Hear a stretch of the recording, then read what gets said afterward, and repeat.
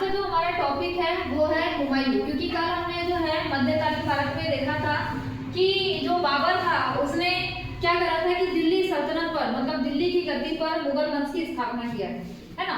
और 1530 ईस्वी में जब वो काबुल के विद्रोह को दबाने की कोशिश कर रहा था या जब वो जा रहा था काबुल के विद्रोह को दबाने के लिए, तो पंजाब लाहौर में जो है उसकी डेथ हो जाती है। आनंद फानन में उसे आगरा के आरामबाग में दफनाया जाता है, बाद में उसकी इच्छा के अनुसार उसे काबुल में दफनाया जाता है। ठीक है, तो बाबर के जो पुत्र रहते हैं, हम हुमायूं को पढ़ रहे हैं, बाबर के जो पुत्र रहते हैं वो रहते हैं चार। एक रहते हैं हुमायूं, कामरान, अस्करी, हिंदल, और एक पुत्री रहती है कौन सी, गुलबदन बेगम। ठीक है, तो जब बाबर की डेथ हो गई, आनंद फानन में उसकी डेथ हुई, उसको दफनाया गया, तो इन चार पुत्रों के बीच में जो है उत्तराधिकारी का क्या होना चाहिए था, युद्ध। तो उस युद्ध को, क्योंकि बाबर ने पहले ही बोल दिया था कि मेरा जो बड़ा पुत्र है वो कौन है, हुमायूं, तो हुमायूं को क्या दिया जाएगा, दिल्ली की गद्दी दी जाएगी। हुमायूं बड़ा उदारतापूर्ण मतलब शासक था, तो उसने क्या किया कि उस उदारतापूर्ण शासक नीति को अपनाते हुए उस युद्ध मतलब उत्तराधिकारी का युद्ध ना हो, इसलिए उसने अपने भाइयों के बीच में जो है राज्य को बांट दिया कि तेरे लिए ये वाला राज्य है तो इस पे शासन करना, तेरे लिए ये वाला राज्य है तो इस पे शासन करना। ठीक है, तो देखते हैं हुमायूं को क्या मिलती है, दिल्ली की गद्दी। एक भाई रहता है इसका कामरान, जिसको क्या दिया जाता है, काबुल और कांधार वाला क्षेत्र दिया जाता है कि आप इस पे शासन करो।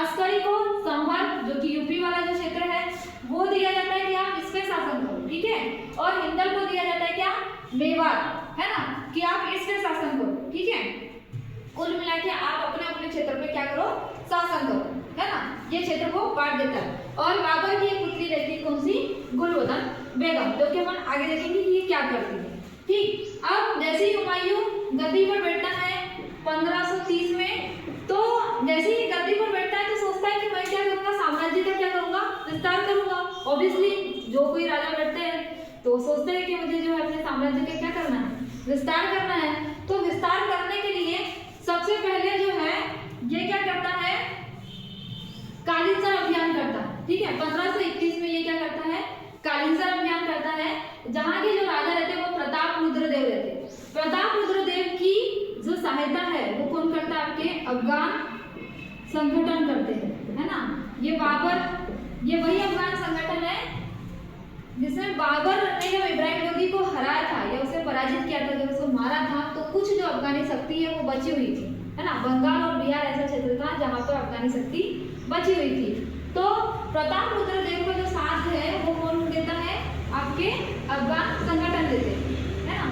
तो होता ये है कि हुमायूं 1521 में कालिंसर अभियान करता है, जहाँ के जो राजा रहते हैं वो प्रताप रुद्रदेव रहते हैं, और प्रताप रुद्रदेव का जो साथ है वो अफगानी संगठन करते हैं। लेकिन हुमायूं की सैनिक शक्ति के कारण वो पराजित होता है, तो पराजित होने की वजह से वो समझौता कर लेता है कि ठीक है, जो टैक्स के रूप में जो 50% टैक्स है वो मैं क्या करूंगा, आपको दूंगा। ठीक है, इसकी कहानी मतलब कालिंसर पे अब किसका अधिकार है, आपके हुमायूं। ठीक है, पहला अभियान खत्म।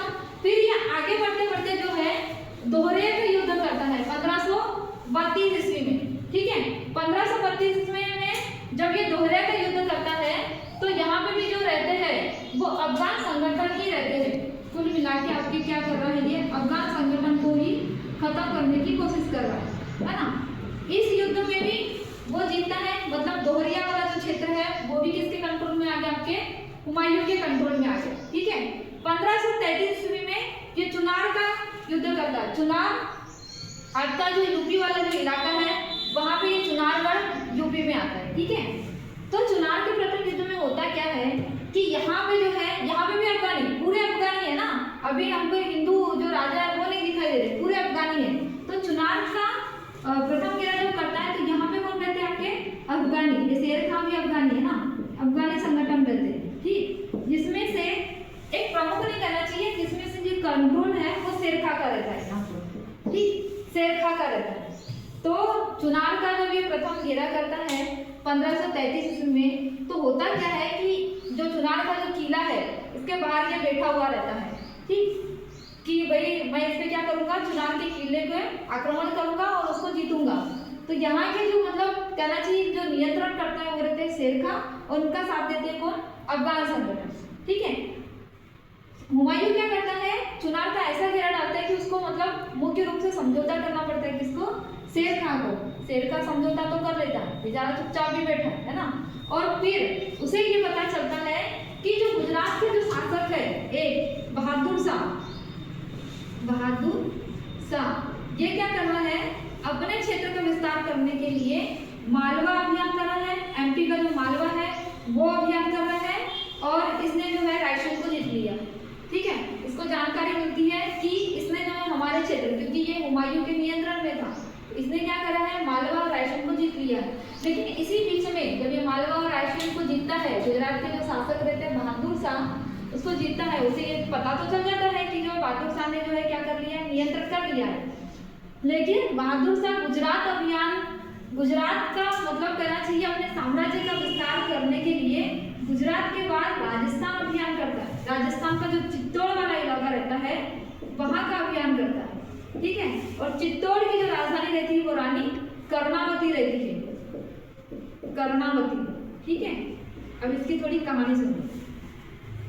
गुजरात के जो शासक रहते बहादुर शाह अपने साम्राज्य का विस्तार करने के लिए उसने मालवा और रायसेन पे तो आक्रमण कर लिया, मतलब उसको जीत लिया। ठीक है, उस पर अपना नियंत्रण स्थापित कर लिया।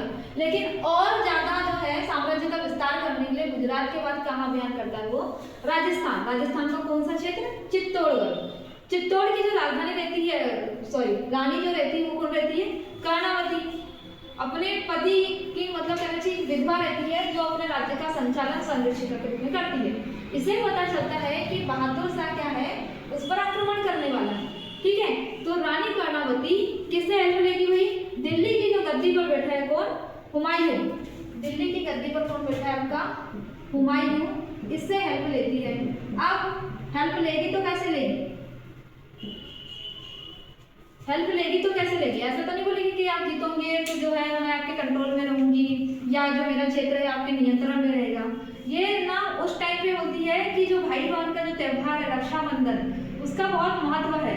तो अपने पत्र के द्वारा ये क्या करती है, एक राखी और पत्र में कुछ अपने शब्द लिख के भेजती है किसको, हुमायूं को। तो हुमायूं जब उस राखी को प्राप्त करता है, जब वो कर्णावती के जो पत्र को पढ़ता है कि भाई ये जो है रक्षाबंधन का एक त्योहार है जिसमें बहन अपने भाई को क्या बनती है, राखी बनती है, और भाई का ये कर्तव्य बनता है कि वो उसकी क्या करे, सुरक्षा करे। तो हुमायूं मतलब इतना मतलब दयाशाली या भावपूर्ण रहता है, वो उसके लेटर को पढ़ के मतलब कहना चाहिए सुन के, पढ़ना तो याद नहीं था, सुन के ऐसा हो जाता है कि नहीं यार मुझे अब जो है अपनी बहन की क्या करना है, रक्षा करना है। तो अपनी बहन की रक्षा करना है कहके वो निकलता है कहाँ पे, जो गुजरात के जो शासक है बहादुर शाह, इसके खिलाफ जो है अपना अभियान करता है। ठीक है, ये गुजरात के खिलाफ अभियान करता है। तो जैसे ही अभियान करता है, गुजरात के जो शासक रहते बहादुर शाह वो गुजरात से भाग जाते हैं, है ना। उसको पता चलता है कि हुमायूं की सेना इतनी बड़ी है कि मैं जीत नहीं सकता, तो जो युद्ध क्षेत्र से ही जो है बहादुर शाह भाग जाता है। तो ये वाला जो क्षेत्र है मालवा और रायसेन, वो सोते क्या हो जाएंगे, स्वतंत्र, क्योंकि ऑब्वियसली पता ही चल गया कि जो राजा था तो भाग गया है। अब किसका कंट्रोल आ जाएगा आपका, हुमायूं का कंट्रोल आ जाएगा, किस पे, मालवा और रायसेन पे। तो हुमायूं का जो भाई रहता है अस्करी, है ना, उसको बोलता है कि एक काम कर, तू ना जाके गुजरात वाला जो क्षेत्र है और मालवा और रायसेन वाला जो क्षेत्र है इस पर नियंत्रण कर। ठीक है, तो अस्करी क्या करता है, गुजरात जाता है और बढ़िया तरीके से जो इस पर नियंत्रण रखता है, और उसको बोलता है कि तू ना नियंत्रण रखना और मैं चला मांडू में आराम करने के लिए। आराम गृह भी बना रहता है मांडू में, तो बढ़िया तरीके से आराम करते रहता है। वो पहुंचता है मांडू और पहुंचा ही रहता है बढ़िया, मतलब एक थोड़े टाइम के लिए आराम करता है। तो इससे पता चलता है कि जो अस्करी है वो दिल्ली, मतलब उस टाइम पे जो राजधानी थी वो आगरा रहती है, दिल्ली की गद्दी पर जो है बैठना चाहता है। मतलब उसे किसी और से जानकारी मिली है ना, उसने जाके नहीं बोला अस्करी ने कि जो है मैं दिल्ली की गद्दी पर बैठूंगा।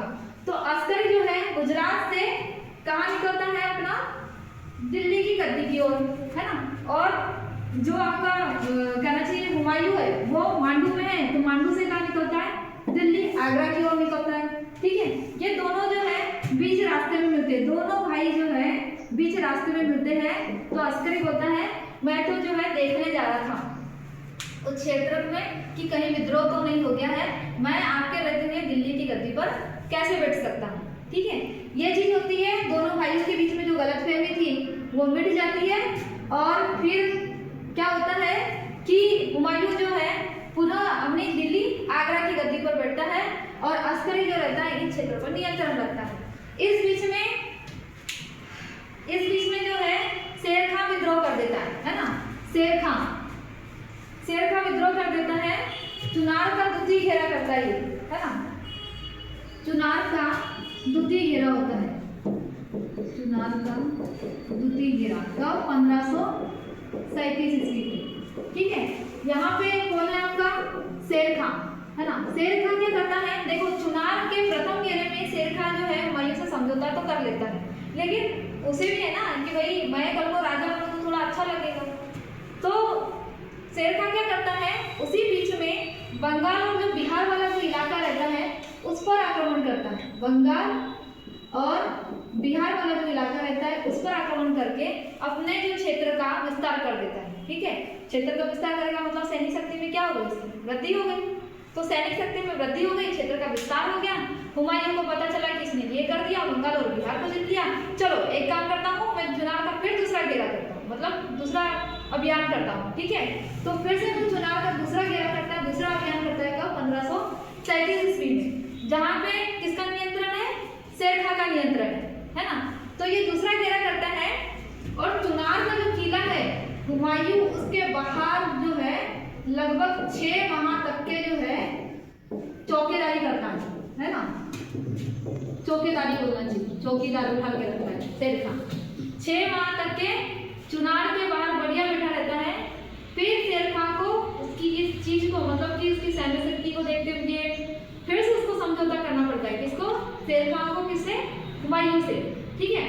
अब उसने समझौता तो कर लिया, लेकिन इसी बीच में उसे पता चलता है कि शेर खां ने समझौता तो कर लिया, लेकिन उसने किसको जीता था, बंगाल और बिहार को जीता था। तो वो बंगाल अभियान, बिहार तो उसी में आ गया, वो क्या करता है हुमायूं, बिहार अभियान करता है, सॉरी बंगाल अभियान करता है।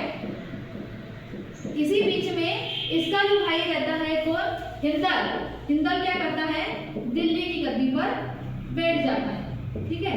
दिल्ली की गद्दी पर बैठ गया। हुमायूं तो बेचारा अभियान ही कर रहा है ना। दिल्ली की गद्दी फिर खाली पड़ी है, कभी अस्करी तो कभी हिंदल, ठीक है। तो हिंदल जो है दिल्ली की गद्दी पर बैठ जाता है, जो कि मेवात का राजा रहता है ना। वो आगे बढ़ जाता है, शेर खां को भी पता चलता है। शेर खां जाके जो है दिल्ली की गद्दी पर क्या करता है, बैठने की कोशिश करेगा। तो शेर खां निकला और उसने जो है हिंदल को अपदस्थ किया और दिल्ली मतलब उस टाइम पे राजधानी आगरा थी, है ना। तो आगरा की गद्दी पर बैठा, है ना, दिल्ली की गद्दी पर बैठ चुका है।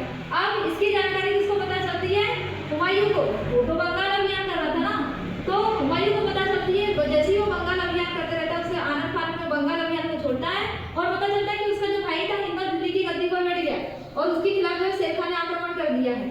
तो हुमायूं जो है बंगाल से निकलता है कहाँ, दिल्ली की ओर, ठीक है। और अब दिल्ली की गद्दी पर जो है हिंदल को हटाकर कौन बैठ गया था, शेर खां, है ना। तो जैसे ही ये निकलता है उसको पता चलता है कि दिल्ली की गद्दी पर बैठा है शेर खां।